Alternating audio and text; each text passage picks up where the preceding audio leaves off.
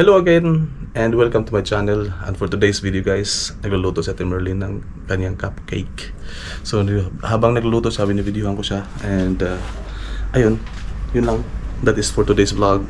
Okay, so habang si Ate Merlin ang nagluluto ng kanyang cupcake, ako naman ay maggawa ng avocado shake. This is the avocado guys. So, and this is the fresh milk that I'm gonna use to for my avocado shake. And not only avocado shake, it's banana mix of avocado. So this is my overripe banana. Ito yun guys, 3 overripe banana and a portion of milk. Okay guys, so see ya. I'm gonna cut this avocado twice para tanggalin yung laman niya. Once lang pala, pero tanggalin yung laman niya. So ito yun guys. This avocado is from Kenya. So ano siya, makrima siya. A portion of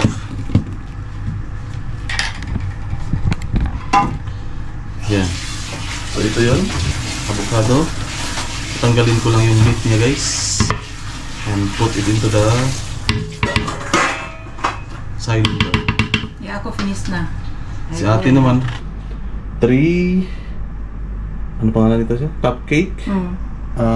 Hot cake. Yeah, 3 hot cake and 2 glass of coffee. And with this Ate Merlin. Thank you, ate. Okay, pagkatapos ng isa guys, ito naman ang tatanggalin ko yung laman or yung pinakamit ng avocado. Ang avocado ito guys ay napaka-krima o creamy. Makrimi.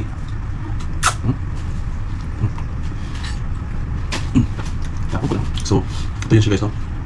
And then ilagay natin siya dito. Yan. Napakamahal. I have bananas also. This is overripe banana. Yan. Actually black lang siya sa loob, pero tingnan mo yung labas niya. Yung black siya sa yung peel niya, yung balak, pero yung loob naman is okay pa naman siya. So ito na ngayon guys. This is the avocado shake. Ito yung nakatulong sa akin nung para lumiit yung tiyan ko, ang papayat ako. So ito yun guys, 3 bananas and 1 avocado. So we combine together and we combine together and we have to put milk on it. Yan, I pour milk guys.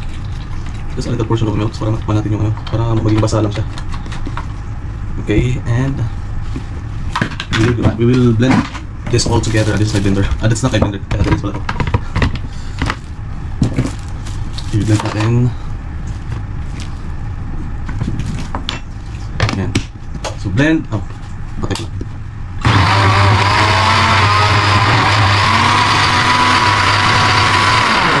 Okay, kulang siya ng tubig. Ayan, lagyan natin ng tubig. Lagyan natin ng gatas ulit. Ayan.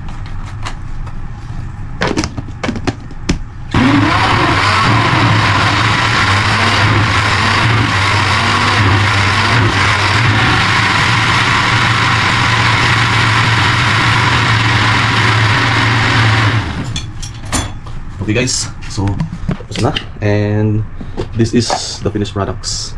Look, and I'm gonna pour this one into yan natin tara. So gagawa tayo ng ano guys, egg, anong tawag yung bilado na itlog. This is it. Okay, this is it. Now I have to, where is it? So I use this pan. Okay.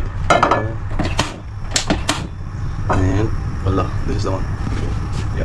Okay, so painitin lang natin yung kawali and we're gonna go to go.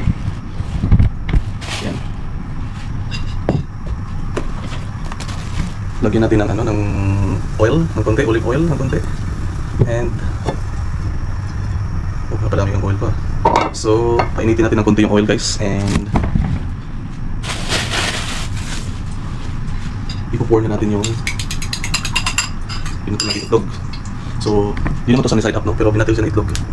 Ayan, pinu-pour ko lang siya guys hanggang sa maluto siya. So, hindi pa ganun kainit yung kawali. So, ganyan siya. Ayan, unti-unti siyang maluluto.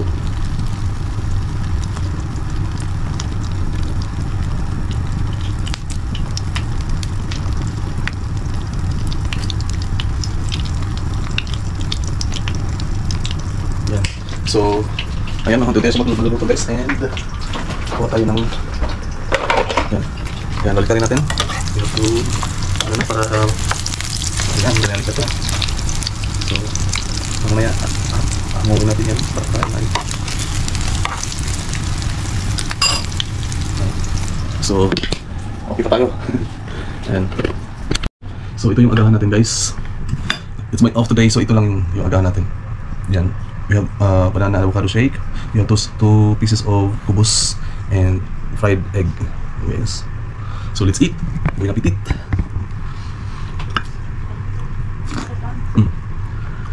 Wala palang tatalo sa lasa nito. Sarap-sarap. Oh, makrimi siya guys. Makrimi yung ano niya, texture.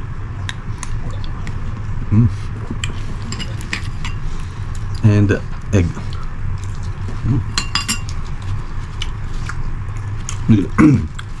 Medyo dadabihan ko ng asin yung ano.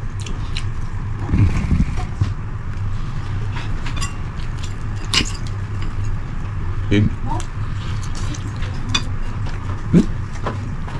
Natiris na ano. Kagigising mo.